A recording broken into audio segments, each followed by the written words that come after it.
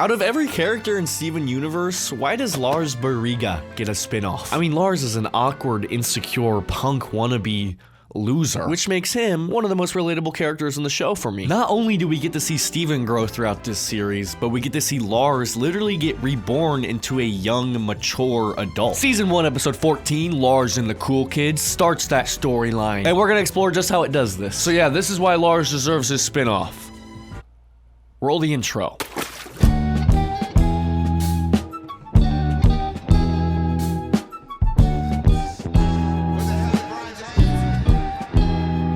So this episode begins pretty routinely, right? Like pretty normal season 1 shenanigans. The gems are out on a mission and Steven haphazardly walks into some danger. Steven's here! But as it turns out, this mission doesn't take place in some abandoned gem structure or a place thousands of miles away. This time it's local, it's just at the outskirts of Beach City. It's the moss that Rose Quartz raised on the hill. My mom planted this stuff?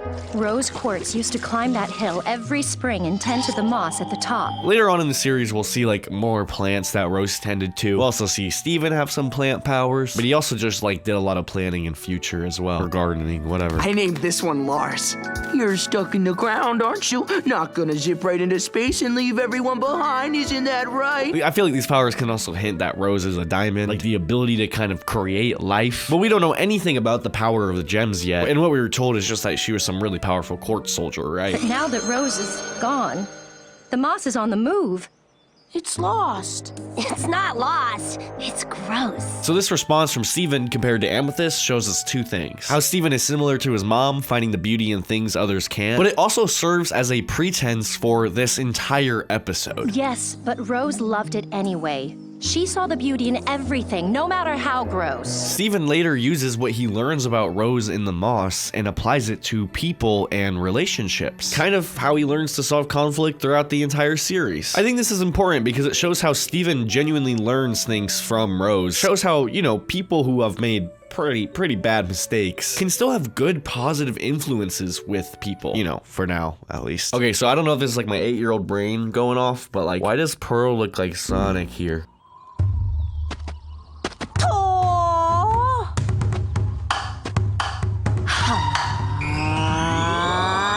This is why I get up in the morning. I don't know what to address what that is. So the gems reoccurringly have this gag where they think like police tape or some primitive form of like a barrier can keep every human out of dangerous areas, which gets proven wrong like multiple times. Getting me a pizza.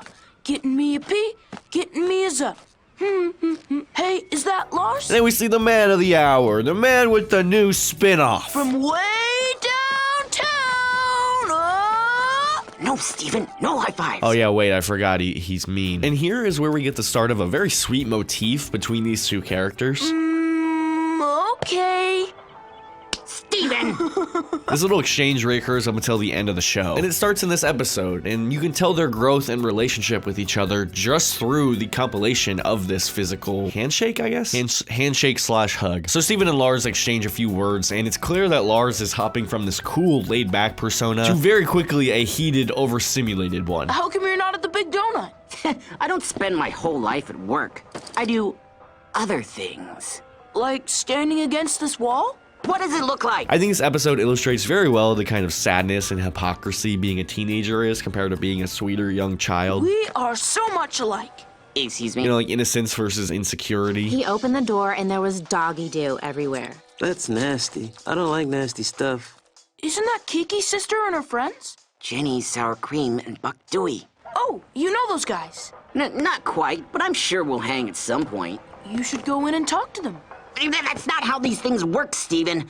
The plan is to keep it cool and let them come to me. Seeing Lars act this way is obviously irrational, but it takes me back to high school, where you think everything you're doing is some cool, calculated risk to climb the social status. I don't think they saw you. Steven, you were blocking me with your big hair. Ah! This anxiety inadvertently gets Lars the opposite of what he wants. In fact, we're shown that Steven's approach works better. Hi, my name's Steven.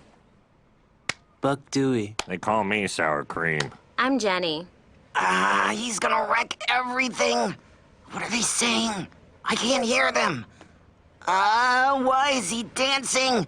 No, my life is horrible. So Steven walks back and tells Lars that he secured them both an invite with the cool kids. That's right, my goat. Steven's smoking weed this episode. So getting this invite is exactly what Lars wanted, but we see this insecurity wreak out once again. Steven, you got lucky. So don't ruin this with any of your lame shtick. Also, Steven does like a part of his handshake that he does with Amethyst in the movie here. Pew pew! You got it! That's the wrong character, Steven. You guys do the hand hug thing. Are you even paying attention? Steven and Lars get in Jenny's pizza car along with their new crew. And we get a pretty visceral compilation of Lars failing every social interaction possible. Hey, check out my shirt. Oh, that snake is nasty. Oh, yeah, I hate snakes. Oh, what? That's too bad. Some snakes are pretty cool. I also really enjoy the characterization of the cool kids. Sounds like it's time to buckle up. Quit being lame, Steven. Hey man, there's nothing lame about seatbelt safety. It's not like they're intentionally being mean to Lars. It's not like they're actually opposing Lars. You feel bad for Lars out of his own pittiness because they can sense his unrealness and his habit to conform to whatever they say. Also, I feel like they just seem high all the time. I'm sorry. It's just so funny. Where to, y'all? I don't even know. So eventually the gang decides to go to Dead Man's Mouth. What's Dead Man's Mouth? Oh, it's this lake where some dude died? Or it looks like a mouth? I forget the specifics. Place where some dude died, huh? Some dude? Beautiful foreshadowing. Oh my god. And then this is the biggest plot twist of the show. It's the place from earlier in the episode. Oh, the police tape. So Steven, seemingly adopting his Gem's parents' philosophies, thinks this simple police tape will stop a couple of teenagers. Awesome.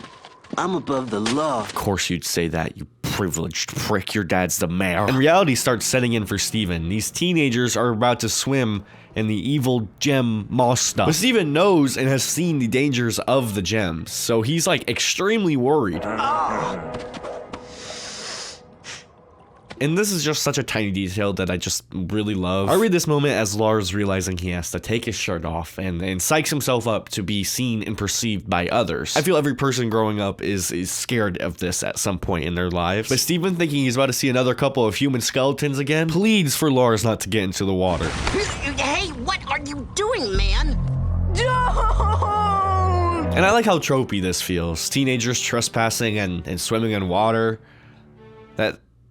That's like a trope, right?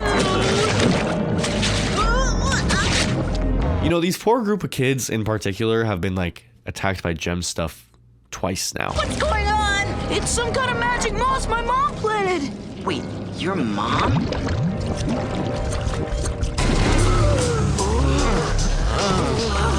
And this is where the episode finally pays off the setup from the beginning. I know what we have to do. This is all your fault.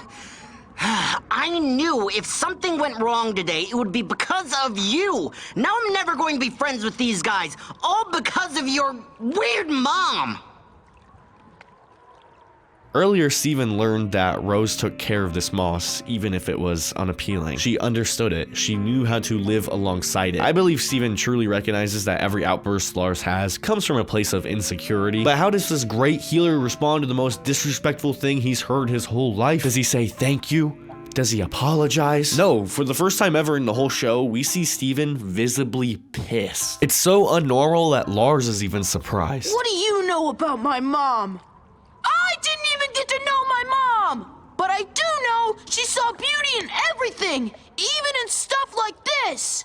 And even in jerks like you! So I think it's very important to see that Steven chooses to defend himself here. Just because he understands Lars and is truly there for him, he is not going to be disrespected by him, right? He sets up a firm boundary. Okay, I hope the cool kids are still alive. Let's take him to the hill. Something I like is that all these car scenes are entirely 2D animated rather than CGI models. I think it just makes it blend into the world really well. And finally, Steven and Lars make it to the top of the hill. They carry the motionless bodies that were once the cool kids until the moss eventually consumes everything, immobilizing them. Steven?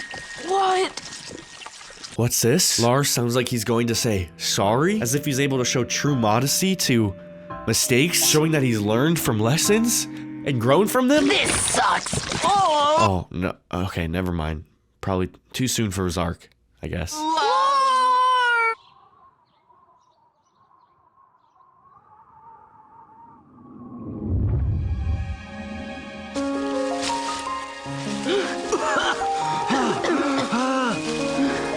Yay, no one died. I thought this shit was gonna get demonetized for a second. Okay, sorry, I hate those jokes. I hate demonetization jokes. Why did I write that? They're so bad. I hate when YouTubers make those jokes. The moss was just trying to bloom. It's the same lesson Rose, that's why I like, oh my, it's like so cool. It's the same lesson Rose taught him at the beginning of this episode. Don't judge something or someone by how ugly it looks or acts on the surface. Understand it and learn from it. But if this relationship starts suffocating the life out of you, you have to correct the behavior. I think I died. And the cool kids question how they even got to this view. Maybe suffocating to death made them forget the last couple minutes. And ironically, the first time Lars is willing to be honest with them, Steven lies for him. How did we even get here? Well, Steven thought that... Lars drove us here. In this case, helping Lars. The start of a true, genuine friendship between these two.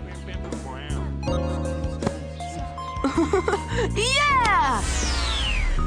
Okay, that's enough. I feel the show is very good at displaying the emotional vulnerability of childhood. Steven and Lars' friendship to me has a very genuine connection, as I feel it's a very realistic portrayal of a male-on-male friendship while growing up. When they first meet, they're practically bullying each other. Not exactly a hot girl, Steven. Well, if I was, I wouldn't be talking to you. Oh. And as they grow up in this world together, they hurt each other and they correct each other. And they let the other know that they're there for one another. Lars, it's okay to be afraid. Okay. Not only does Lars have one of the biggest growths in the entire series, but he also made one of the most meaningful friendships with our main character.